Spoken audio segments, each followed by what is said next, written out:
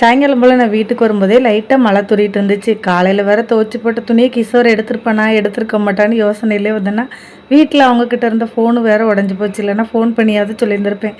அது தொப்பையான்னு நனைஞ்சிட்டு இருந்துச்சு.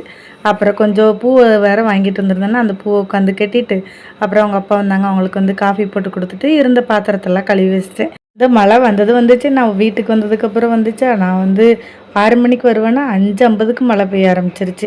அதனால என் துணி மொத்தமும் நனைஞ்சு போச்சு. யூனிஃபார்ம் மட்டும் வீட்டுக்குள்ளே போட்டு காய போட்டுடலாம் அப்படின்ட்டு நைட்டுக்கு வந்து பூரியும் உருளைக்கிழங்கு மசாலா வந்து ரெடி பண்ணியிருந்தேன். வீட்டுக்கு வந்ததுலேருந்து இந்த வேலை முடிஞ்சா அடுத்த வேலைன்ட்டு நமக்கு வரிசையாக வேலை இருந்துக்கிட்டே தான் இருக்குது.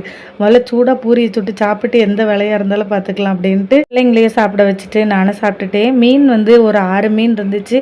அதில் ஒன்று ஒன்றா செத்து போயிடுச்சு. கடைசியாக ஒரு மீன் இருந்துச்சு, அதுவும் இப்போ செத்து போயிடுச்சா.